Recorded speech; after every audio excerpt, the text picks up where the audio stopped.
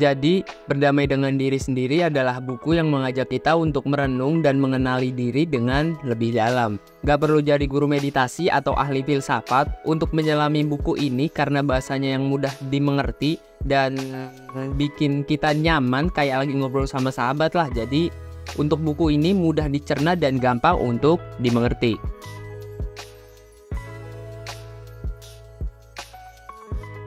Kalau seringkali kita fokus ke kelemahan kita, buku ini malah mengajak kita melihat sisi positif yang ada dalam diri sendiri. Kita semua punya potensi luar biasa dan buku ini bakal membantu kita membuka mata soal hal itu. Di bagian pertama buku Berdamai dengan Diri Sendiri ini, kita diajak untuk menjelajahi dan mengenali potensi serta kekuatan yang ada dalam diri kita. Tidak jarang kita terlalu fokus pada kelemahan atau ketidaksempurnaan diri, sehingga seringkali melewatkan sisi positif yang juga ada. Buku ini seperti teman yang mengingatkan kita bahwa kita memiliki kualitas yang luar biasa.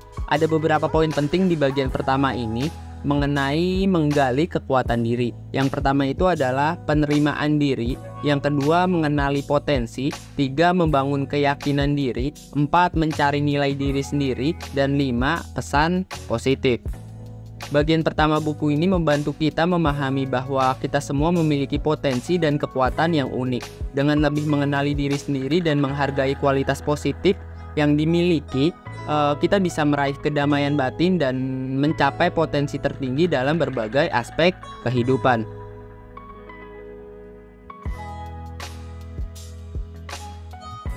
Gagal itu manusiawi, ya kan?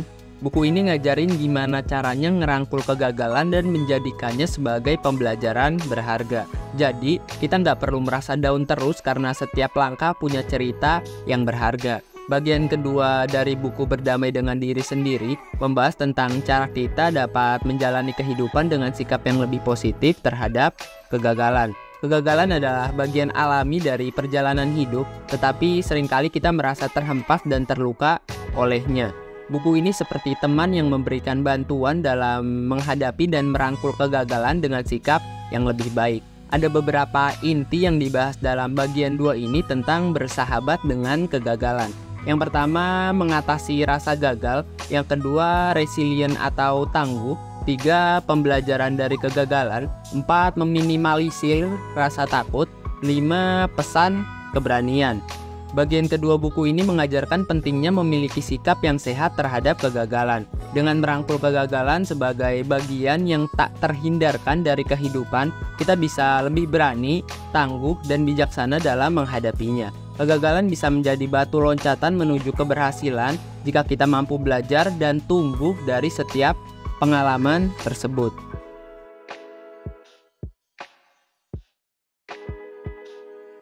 Kalian pernah ngerasa hidup kayak monoton dan gak jelas arahnya nggak? Nah, Berdamai dengan Diri Sendiri ini akan membantu kita menemukan makna dalam setiap langkah hidup kita, mulai dari hal-hal kecil yang sering terlewat sampai momen besar yang bikin kita berkembang.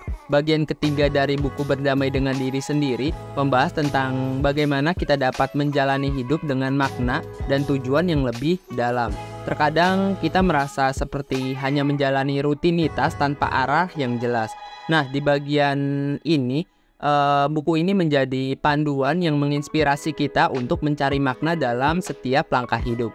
Ada beberapa poin penting di bagian ketiga ini mengenai menuju hidup yang bermakna. Yang pertama, menemukan makna dalam hidup. 2, berhenti mengejar kesempurnaan. 3, pentingnya kehadiran. 4, melampaui materialisme. 5, pesan kehidupan yang kaya. Bagian ketiga buku ini mengajarkan kita untuk mencari makna dalam setiap aspek hidup kita dengan menjalani hidup dengan kesadaran dan penghargaan terhadap momen-momen kecil. Kita bisa merasa lebih puas, bahagia, dan berhubungan dengan tujuan hidup yang lebih dalam.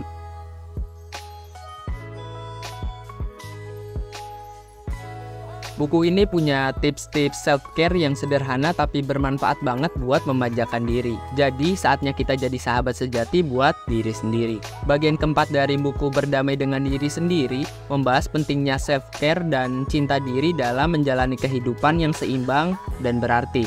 Terlalu sering kita sibuk dengan tuntunan dari luar dan melupakan untuk merawat diri sendiri. Di bagian ini, Buku ini seperti panduan yang memberikan izin untuk mengurus diri dengan penuh kasih sayang. Nah, ada beberapa poin penting di bagian 4 ini mengenai self-care dan cinta diri. Yang pertama, prioritas kesejahteraan diri.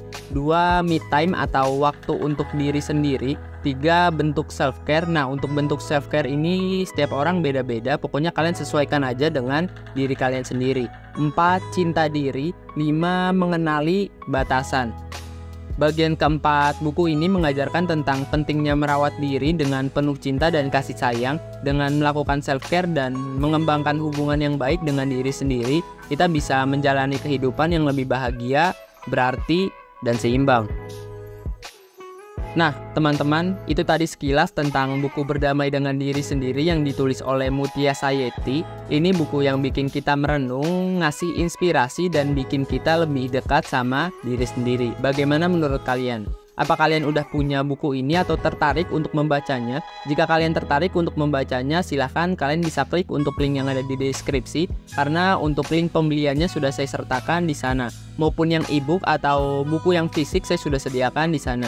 Oke, jadi seperti itu aja untuk ringkasan bukunya. Oh iya, ada satu kata yang sangat-sangat menarik dari buku ini. Itu adalah kata saat membaca sama seperti suara saat mendengar. Mereka ditulis dan dibunyikan tidak untuk sekedar dibaca dan didengar. Saya Ahmad NH, terima kasih.